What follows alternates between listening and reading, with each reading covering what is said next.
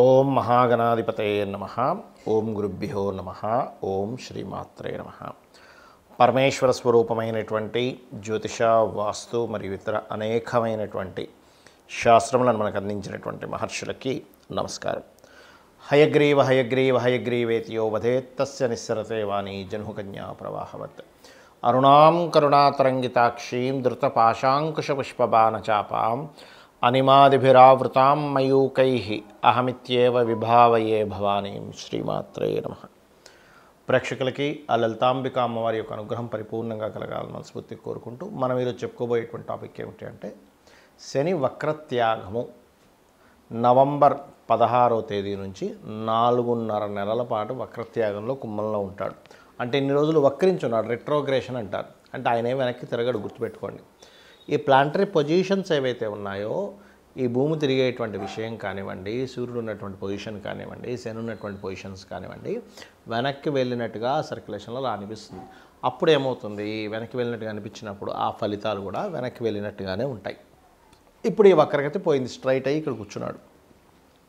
ఇలా ఉన్నప్పుడు ప్రతి గ్రహము కూడా తన స్వక్షేత్రంలో స్వస్థానాల్లో ఉన్నప్పుడు ఒక్కొక్క భావము అంటే ఒక్కొక్క ఫలితం ఇస్తూ ఉంటుంది.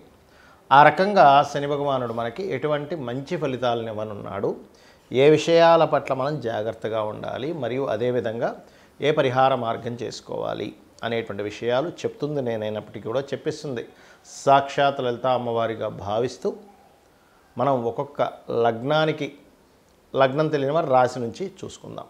సింహలగ్నము, సింహరాశి. సింహం వారికి కనుక చూసుకున్నట్లయితే మీకు 7వ స్థానంలో అంటే సప్తమ స్థానంలో శని సంచారం జరుగుతుంది. 1 2 3 4 5 6 7. సో ఎప్పుడైతే 7వ స్థానంలో జరుగుతుందో ఇది ఇక్కడ ఇచ్చేటువంటి రిజల్ట్ ఏమిటి చూసుకున్నట్లయితే మీరు అనుకోవచ్చు ఇదేమిటంటే 7వ స్థానంలో ఉంటే మంచి జరుగుతుందా అంటే ఖచ్చితంగా ప్రతి ప్లానెట్ అంటే ఎవ్రీ ప్లానెట్ అది మంచిని చెడుని మీ పూర్వజన్మ కర్మ బట్టి అవి ఇచ్చుకుంటూ వెళ్ళిపోతుంటాయి. వాటికి మన మీద ఎక్కడక్కడ ద్వేషం కానీ, కోపం కానీ, ప్రేమలు కానీ ఏముండవు. అవి వాటి పని అవి చేసుకుంటూ వెళ్ళిపోతుంటాయి. ఒక పోస్ట్ మ్యాన్ కనుక మన ఇంటికి వచ్చి ఒక లెటర్ ఇచ్చేసి వెళ్ళిపోవడం, మన మీద ద్వేషం, కోపం ఏముండవు. అది మనీ ఆర్డర్ అయినా ఇచ్చేస్తాడు, టెలిగ్రామ్ అయినా ఇస్తాడు. ఎవరైనా ఏదో అయిపోయారన్నా లెటర్ అయినా అదే ఫీలింగ్తో ఇస్తాడు. కానీ వాడు ఏం ద్వేషమో కోపమో ఎమోషన్తో ఏమి ఇవ్వడు, ఎమోషన్ ఏమి ఉండదు. అలాగే ప్లానెట్ కూడా వెరీ క్లియర్లీ అలా ఇచ్చుకుంటూ వెళ్ళిపోతుంది.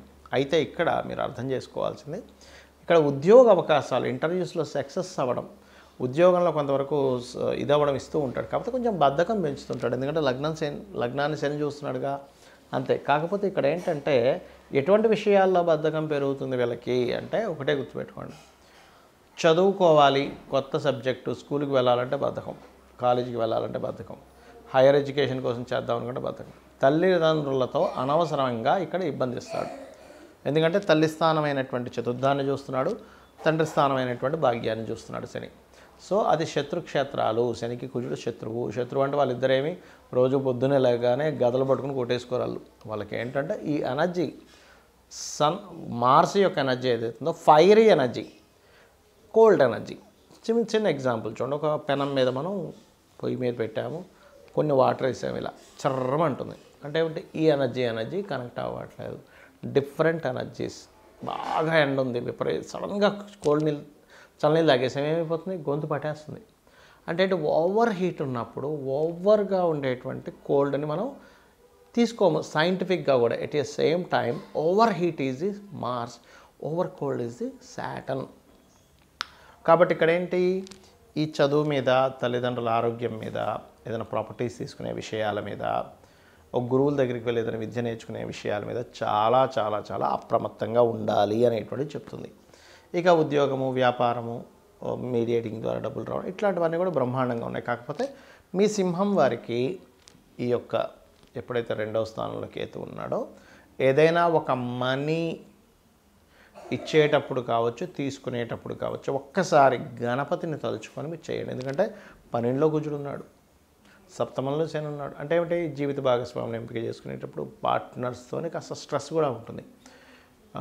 ఇక మీరు చేయవలసినటువంటి దేవతారాధన, నిత్యము దత్తాత్రేయుడిని ఆరాధించండి. శని కుజ కేతు గ్రహాల దగ్గర దీపారాధన లేదా వాటికి సంబంధించిన దానం ఇవ్వండి. అన్ని విధాలా బాగుంటుంది. చాలామందికి ఒక అపోహ ఉంది, ఏమిటంటే శని భగవానుడు అని పేరు వినగానే అమ్మో శని. ఫస్ట్ ఆ అపోహ ఆ కాన్సెప్ట్ మైండ్లో తీసేసేయండి. శని అంటే ఎవరో కాదు, నవగ్రహాలు అంటే ఎవరో కాదు, గుర్తుపెట్టుకోండి. మీ యొక్క ఆలోచన విధానం నుంచి బుధుడు, మీ యొక్క మానసిక స్థితి పూర్వజన్మల్లో పాస్ట్ లైఫ్లో మానసికంగా ఏం చేశారు, మానసికంగా ఎవరిని ఇబ్బంది పెట్టారు, మానసికంగా ఎవరిని చాలా క్షోభకు గురి చేశారు. ఈజ్ మూన్ యువర్ మూన్ అంటే మీరు. చిన్న ఎగ్జాంపుల్ చెప్తాను చూడండి. మరి రేపు పొద్దున మనకి ఎగ్జామ్ ఉందనుకుందాం ఉదాహరణకి. రేపు పొద్దున ఒక ఎగ్జామ్కి అటెండ్ అవ్వాలి. మనం ఇన్ని రోజులు ఏం చదివామో దాన్ని బట్టి అక్కడ అలా రాయగలుగుతాం, దాని యొక్క రిజల్ట్ అలా వస్తుంది. ఓకే, అలాగే మనం పాస్ట్ లైఫ్లో ఏదైతే చేశామో నవగ్రహాల పరంగా, అంటే ఉదాహరణకి రవి సంబంధం అనుకుంది, ఎవరికైనా మనం చక్కగా మర్యాద ఇచ్చాం, ఈ జన్మలో రవి బాగుంటాడు. మానసికంగా ఇబ్బంది పెట్టాం, చంద్రుడు బాగుంటాడు.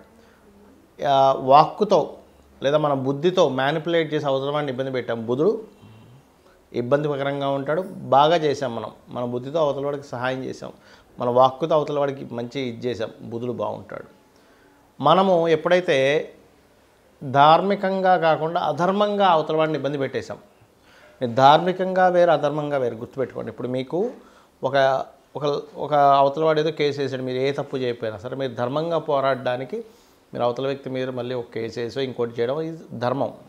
కానీ మీరు అధర్మంగా ఎప్పుడైతే చేస్తుంటారో అది ధార్మికమైనటువంటిది కాదు. అప్పుడు గురువు మీకు నెగిటివ్గా అవుతాడు. ఏది అధర్మంగా వెళ్ళినప్పుడు. ధర్మంగా వెళ్ళినప్పుడు గురువు మీకు పాజిటివ్గా అవుతాడు మీ జన్మజాతకంలో. అలాగే సంతానం విషయంలో కావచ్చు. సంతానం విషయంలో రవి గురువులు పాడయ్యాడంటే మీరు ఒక పూర్వజన్మల్లో సంతానం సంబంధించినటువంటి బాధ్యత లేకుండా ఎలాగో వెళ్ళిపోయారు. That is the concept.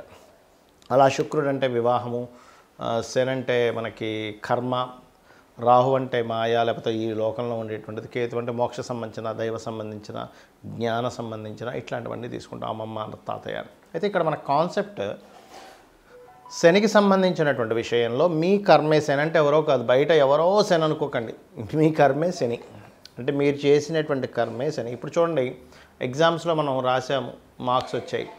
Marks ఎలా వచ్చాయి? మీరు రాసినటువంటి ఎగ్జామ్లో మీరు ఎంత నేర్చుకున్నారో, ఎంత క్లియర్గా రాశారో దాన్ని బట్టి మీకు మార్క్స్ ఎలా వస్తాయో, మీరు పూర్వజన్మల్లో ఎలాంటి కర్మలు చేశారో దానికి సంబంధించిన గుడ్ ఆర్ బ్యాడ్ ఇచ్చేవాడు శని.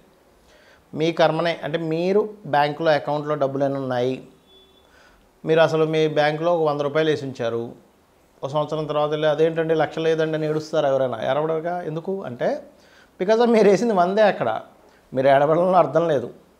1,00,000 రూపాయలు చెక్ ఇచ్చాను 100 రూపాయలు ఉన్నాయంటున్నాడు ఏంటని చెప్పి బాధపడాలని అర్థం లేదు. 100 రూపాయలే మీరు ఎలా డ్రా చేసుకోగలరో పూర్వజన్మలో చేసినటువంటి కర్మ అంతే ఇస్తుంది. ఆ 100 రూపాయలు ఉన్నాయా, 1000 రూపాయలు ఉన్నాయా, 1,00,000 రూపాయలు ఉన్నాయా, 1 కోటి ఉందా, 100 కోట్లు ఉందా, 1,00,000 కోట్లు ఉన్నాయని చెప్పేదే శని, గుర్తుపెట్టుకోండి. అది మంచి కానీ బ్యాడ్ కానీ బికాజ్ ఆఫ్ మీరు పాస్ట్ లైఫ్లో ఏం పెట్టారు బ్యాంకులో. 12 అకౌంట్స్ అండి మనకు ఉండేవి, 12 భావాలు ఉంటాయి కదా. మీరు, మీ ధనము, మీ కుటుంబము, మీ యొక్క సిబ్లింగ్స్ ఎందుకు గొడవలు వస్తున్నాయి, ఆ అకౌంట్లు మీరు అట్లా తయారు చేసి పెట్టుకున్నారు. లేదా గృహ సంబంధించిన, వాహన సంబంధించిన లేనట్లయితే చక్కగా నేను బాగా చదువుకున్నానండి, పోయిన జన్మలో ఎవరికో మీరు జ్ఞానం ఇచ్చారు, సింపుల్ థింగ్. అది శనిస్తాడు మీకు ఆ రూపంలో. కర్మకారకుడు కాబట్టి, వృత్తికారకుడు కాబట్టి, వ్యాపారకారకుడు కాబట్టి, లాభకారకుడు కాబట్టి, ఎంజాయ్మెంట్ కారకుడు కూడా ఆయనే శాస్త్రంలో. అంతేగాని ఎప్పుడు కూడా సాటర్న్ అనగానే శని భగవానుడు అనగానే గజగజ వణికిపోవడం, భయపడిపోవడం, అమ్మో ఏళ్ళు నడిచి వచ్చిందని ఇంకేముంది రోడ్డు మీదకి ఇచ్చేస్తాడు, రోడ్డు మీదకి తీసుకొచ్చేస్తాడు, నేల నాకించేస్తాడు, సంఖ నాకిచ్చేస్తాడు. ఇవి కాదు మీరు అర్థం చేసుకోవాల్సి. శని అనగానే ఎంతసేపు థాట్స్ ఇవే వస్తాయి. ఇది కాదు. మనం పూర్వజన్మల్లో ఏం చేసాం, ఎవరిని ఇబ్బంది పెట్టాం అంటే ఎవరిదైనా దొంగతనంగా దోచుకున్నామా, ఎవరినైనా మనకు మంచి వర్క్ ఇచ్చినా సరే వాడిని మోసం చేసేసి వర్క్ చేస్తున్నట్టుగా నటిస్తున్నామా, అందుకే జాబులు ఉండవు, గుర్తుపెట్టుకోండి. మనం నటించాము, అవతల పని ఇచ్చి నీకు శాలరీ ఇచ్చి బాబు నా కంపెనీ కోసం నువ్వు పని చేయన్నప్పుడు కూడా మనం నటించామంటే అయిపోయింది. ఎవడైనా ఒక మంచి నాణ్యత లేనటువంటి బిజినెస్ చేసి అవతల వాడిని మోసం చేస్తున్నామా, ఇవన్నీ కూడా శని భగవానుడు అకౌంట్లోకి వెళ్ళిపోతూ ఉంటాయి. మీరు మంచి చెడు ఇక్కడ మీరు అర్థం చేసుకోవాల్సింది శనిని చూసి భయపడడం కాదు, కర్మని అర్థం చేసుకోవాలి. కర్మ ఓకే, నేను ఈ కర్మ చేశాను, యాక్సెప్ట్ చేయడం ఫస్ట్ అర్థం చేసుకోండి, యాక్సెప్ట్ చేయడం ఫస్ట్ నేర్చుకోండి. ఎప్పుడైతే మీరు యాక్సెప్ట్ చేస్తారో ఆటోమేటిక్గా మీకు పరిపక్వత వస్తుంది, ఈ కర్మని చాలా హ్యాపీగా అనుభవించగలుగుతారు. ఇది మీరు అర్థం చేసుకోవాలి. అదేవిధంగా ఎప్పుడు కూడా ఏలినాడు శని వచ్చింది, అర్ధాష్టమి శని వచ్చింది, అష్టమి శని వచ్చింది, శని వక్రత్యాగం అయిపోయింది లేదా స్ట్రైట్ అయిపోయాడు, దీన్ని మీరు భయపడడం కాదు. ఫస్ట్ మీరు చేయాల్సింది ఏమిటంటే ఓకే రైట్, నేను ఏ కర్మ చేశాను, నేను ఇప్పుడు ఏం చేయాలి, అమ్మవారిని పట్టుకోవాలి. మీరు అమ్మవారి నామాల్లో ఓం అనాకలిత సాదృశ్య చుబుక శ్రీ విరాజితాయే నమః చేసుకోవచ్చు. లేదా గోశాలకు వెళ్ళి బెల్లము తినిపించడం, గోవులకి నువ్వులు, తెల్ల నువ్వులు, నీలం రంగు వస్త్రము దానంగా ఇవ్వడం, హోమాలకి యజ్ఞాలకి ఒక మంచి కార్యక్రమాలకి సేవ చేయడానికి ముసలి వాళ్ళకి కావచ్చు, లేనట్లయితే కొంతమందికి చేతిలో కాళ్ళు తెగిపడిపోతుంటాయి అట్లాంటి వాళ్ళకి కావచ్చు, పేదల వాళ్ళకి కావచ్చు, ఏదైనా మీకు తోచిన సహాయం మనస్ఫూర్తిగా చేయాలి, హార్ట్ఫుల్గా చేయడం గుర్తుపెట్టుకోండి. ఏదైనా మీరు దానం ఇస్తున్నా, సహాయం చేస్తున్నా హార్ట్ఫుల్గా చేయండి. మొక్కుబడిగా చేస్తే మీకు ఫలితం రాదు అంటారు నేను. హార్ట్ఫుల్గా చేస్తేనే ఫలితం వస్తుంది. అదేవిధంగా ఓకే నాకు శని వచ్చాడు అంటే నేను దీన్ని హార్ట్ఫుల్గా ఈ పని చేయాలి అనేటువంటి చేయండి, ఖచ్చితంగా మీకు మంచి ఫలితాలు వస్తాయి. మరి ఈ మనకి ఏంటంటే కొన్ని మాసాలు ఉంటాయి, కార్తీక మాసం, కొన్ని ప్రత్యేకమైనటువంటి మాసాల్లో కూడా వెళ్ళి అక్కడ దీపారాధనలు చేయడము, ఇట్లాంటివన్నీ చేయండి. ఖచ్చితంగా మీకు బాగుంటుంది. బాగుండాలని మనస్ఫూర్తిగా కోరుకుంటూ శ్రీమాత్రే నమః.